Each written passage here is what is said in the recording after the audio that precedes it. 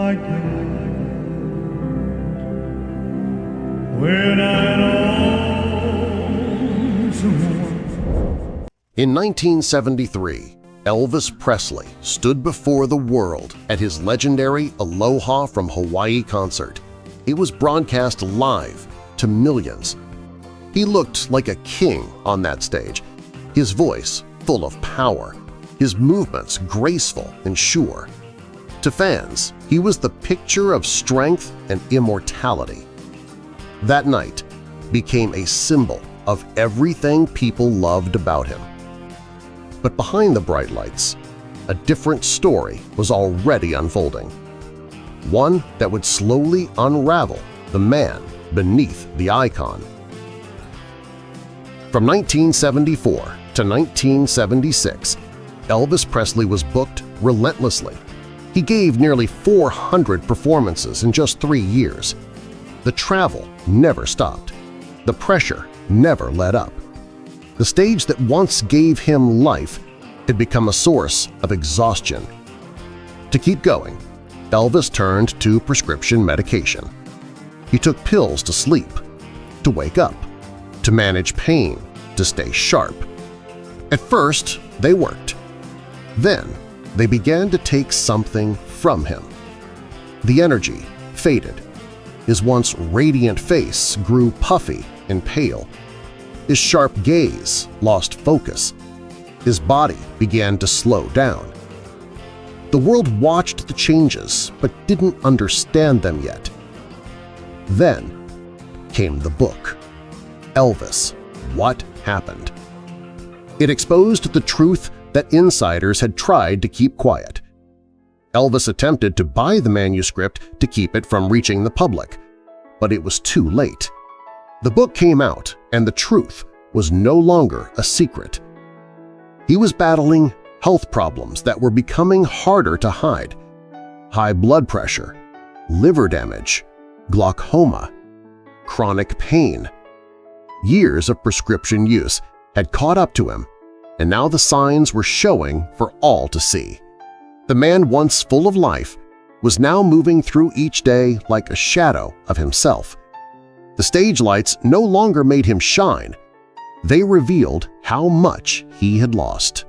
Before the world saw his final performance, Linda Thompson had already seen the warning signs. Their story began on a warm summer night in 1972. Linda was only 22 when she was invited to a private movie screening in Memphis. That night, she met Elvis for the first time. He walked in wearing a dramatic black cape lined with red satin. To anyone else, it might have seemed theatrical, but on him, it felt natural. He had a presence that pulled people in, even when he said nothing at all. They connected quickly. Both were from Memphis, both believed in something greater than themselves. Both found comfort in gospel music and shared a deep loyalty to their families. Within months, Linda moved into Graceland and entered a world very few had ever seen up close. Life with Elvis was thrilling but unpredictable. Some days were filled with laughter and long nights singing. Others were marked by sudden mood swings and moments of silence that stretched too long. She loved him, there was no doubt about that, but loving him also meant watching him fade. By 1975, Elvis had started seeing someone else. Linda remained by his side, though she could feel the distance growing between them. The man she had fallen for was slipping away, both emotionally and physically. His health was failing, and his habits became harder to ignore. He stopped taking care of himself. His sleep patterns were chaotic. His behavior was more erratic. Linda tried to help him. She stayed as long as she could, but eventually the weight became too heavy. In late 1976, she made the most difficult decision of her life. She left. Not because she stopped loving him, but because she had to protect herself. Being with Elvis meant losing parts of her own identity. Staying meant watching someone she cared about fall apart without being able to stop it. Even after walking away, her heart remained with him. She held on to memories of who he used to be. the man who could light up a room just by entering it, the man whose voice filled the house with warmth, the man who for a brief time made her feel like the only person in the world. But everything changed when she saw him on television for his final concert. The room was quiet when Linda Thompson turned on the television. The familiar music played. The crowd cheered. Then his face appeared on the screen, and everything else seemed to disappear. The sound around her faded. The only thing that mattered was what she saw in front of her. It was Elvis, but something had changed. His features were more drawn. His steps were slower. His expression, once full of energy and charm, looked heavy with exhaustion. The sparkle in his eyes, the one she knew so well, had vanished. In its place was a deep and distant sadness. Linda sat frozen, her eyes filled with tears. It was the moment she had feared, the moment she had tried to ignore. She had loved him deeply, but the man on that stage looked like a stranger. His voice still held its deep, rich tone, but it struggled to rise above the weight he carried inside. His presence was still powerful, but something essential had slipped away. She had once walked beside him through both joy and pain. She had held his hand in moments of silence, laughed with him in moments of peace, and watched him crumble in moments of despair. But nothing compared to seeing him like this. Not in private, not in shadows. This was public. This was permanent. Millions were watching, but no one else knew what she knew. They didn't recognize the look in his eyes when he was close to giving up. They didn't hear the weariness in his voice the way she could. They couldn't feel the weight of what he had lost. Linda wanted to turn off the television. She wanted to protect the image of the man she remembered, the one who made her feel safe, the man who could whisper late at night when the world had gone quiet. But she couldn't look away. Each second pulled her in deeper, even as it broke her heart. That night was not just a concert, it was a goodbye. It was the end of a chapter that had once been filled with passion and hope. For Linda, it felt like watching someone she loved drift into a place she could no longer follow. The concert continued, but something shifted when he sat at the piano. There were no bright lights or dramatic entrances, just him, a piano, a stool, and a quiet room filled with people holding their breath. The song he chose was Unchained Melody. His fingers trembled as they touched the keys. His breathing was uneven. Every part of him looked fragile. But then he began to sing. For a moment, the world seemed to pause. The cameras, the stage, the weight of years all faded. What remained was a voice. It was not perfect. It cracked in places. It struggled to reach certain notes. But it was real. Every note carried the truth of who he was, the struggles, the heartbreaks, the love he had for his music, even when his body was failing him. Linda watched from her living room, tears still falling. She had seen him strong. She had seen him broken. But this was different. This was not the strength of a superstar. This was the strength of a man who refused to stop giving, even when he had almost nothing left to give. Tony Brown, the pianist who sat beside Elvis that night, later described it as watching someone fight back against the weight of the world using nothing but his voice. The song felt personal, like a message that could never be explained in words. He was not the man he used to be. His body had changed. His energy had faded. The fire inside him had grown faint. But in that moment, something rose to the surface. A small flame, a small spark, a glimpse of the legend who once ruled every stage he touched. He did not need lights. He did not need a band. All he needed was a song. And in that quiet performance, the audience saw more than an icon. They saw a man who had given everything. A man who still held on, even as the world pulled away. Linda sat there, heart aching, watching the final gift he gave to the world. Not a perfect performance, but an honest one. a farewell wrapped in music. For Linda Thompson, watching Elvis sing that night was like watching a dream slowly unravel. She remembered the late nights at Graceland when he would sit by the piano and play for no one but her. His laughter would echo down the halls. His voice would fill the room with joy. Those memories lived in her heart, untouched by time. But now, those memories clashed with what she saw on screen. This was no longer the man she had once known. This was someone who had carried too much for too long. She saw it in his shoulders, which now slumped under invisible weight. She saw it in his eyes, which used to sparkle, but now looked distant, like he was already somewhere else. She knew this was not just the result of aging or a few hard years. It was the result of never stopping, of never saying no, of always trying to be what everyone expected. He had been generous with his time, with his love, and with his energy. He had given everything, and there was nothing left to give. Even though she was no longer beside him in life, Linda still felt every note, every word, every pause in that performance. She saw how hard he fought to hold on to the man he once was, and it broke her. Sometimes love is not enough to save someone. Sometimes all you can do is remember them as they were. Sometimes the greatest act of love is letting go, even when every part of you wants to hold on.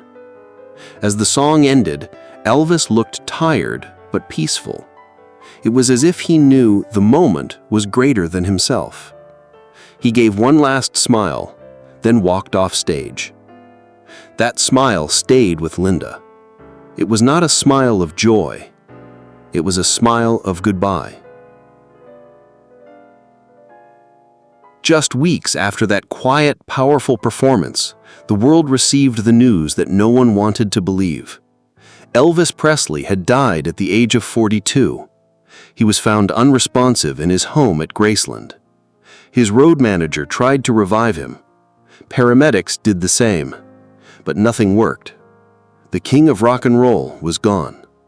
The official cause was listed as cardiac arrest. At first, there were no mentions of medication, but whispers quickly spread. Later toxicology reports revealed a mix of 14 drugs in his system. 10 of them were found in significant amounts. Some doctors believed it was an allergic reaction. Others believed it was a deadly combination of years of prescriptions and a heart that had been quietly weakening for a long time. There was no clear answer. And maybe that was part of the tragedy. Elvis had become a mystery, even in death.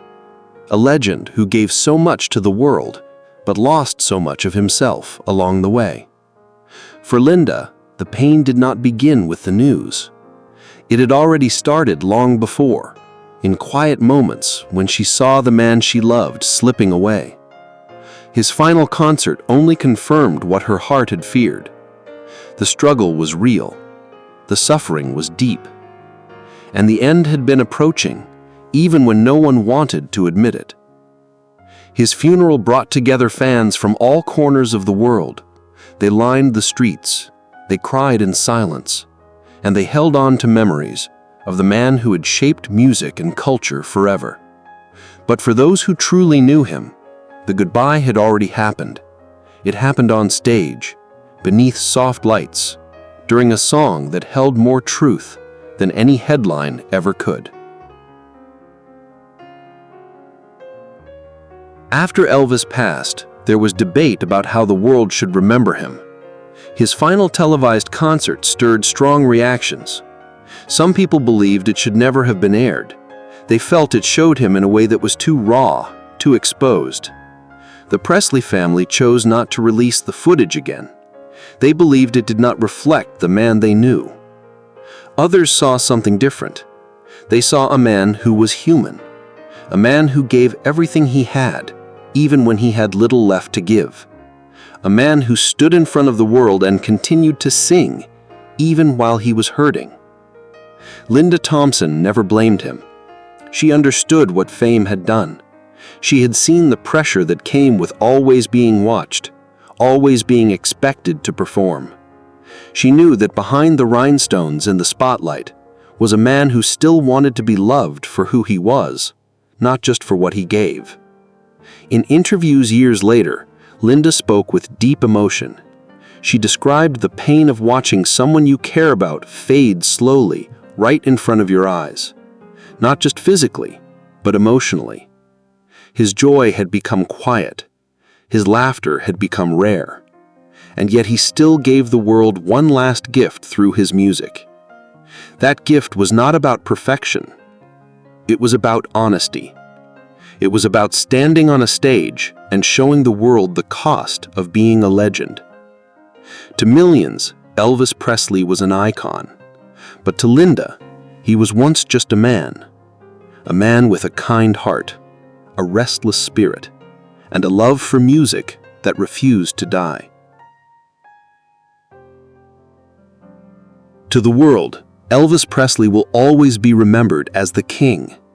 His voice, his presence, his impact on music are unforgettable.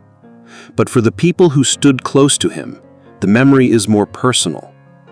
Linda Thompson remembers the man who would sing gospel songs late into the night, the man who asked deep questions about life, love, and faith, the man who smiled when he saw his dog run through the halls of Graceland. These were the moments that mattered most to her, not the sold-out arenas, not the headlines, but the quiet in-between moments that the world never saw. She never saw him as perfect. She saw him as someone who carried too much responsibility, someone who gave so much to others that he had little left for himself. The world wanted a hero, but Elvis was still human. He felt pain. He felt pressure. He often felt alone. In the final footage from his last concert, there is one moment where he looks out into the crowd and pauses. He smiles faintly, as if remembering something. Linda believes that smile was for the people he loved, the ones who knew him beyond the image, the ones who never stopped caring, even when it hurt. His story is more than music. It is about what it means to be vulnerable, to be tired, to keep going when no one sees the cost. Linda carries that truth with her even now. She carries the laughter, the tears, and the silence he left behind. Fame gave Elvis Presley everything the world could offer: money, applause, recognition, and a legacy that still echoes today. But behind the curtain, it also took pieces of him that could never be returned. He became larger than life, but the price of that image was heavy. He was expected to always smile, always shine, always perform. There was little room for weakness. Even when he needed rest, the show went on. Even when his body was tired, the crowd still cheered. Linda Thompson saw the truth. She watched the man behind the myth slowly disappear into the role that had been built around him. It was not selfishness that consumed him. It was the demand to always be what others needed him to be. In his final years, the pressure did not let up. His legend kept growing, but the man himself grew smaller. The world adored the name Elvis Presley, but few truly understood the loneliness that came with being adored by so many, yet known by so few. That is the part Linda remembers most clearly: the quiet pain, the exhaustion in his eyes, the way he tried to keep giving even when it was breaking him inside. Elvis Presley may be gone, but his voice still echoes through time. It plays in the cars of strangers, in the homes of families, in the memories of those who grew up listening to him. It lives in the quiet moments, in the stillness after the music ends.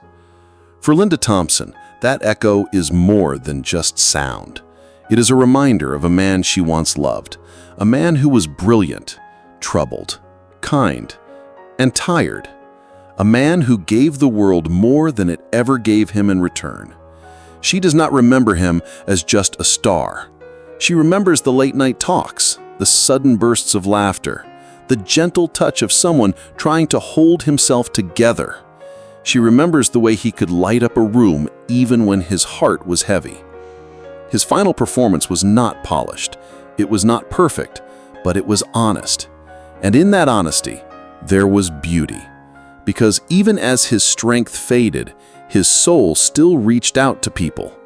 Through every note, every word, he gave something real. That is what lasts.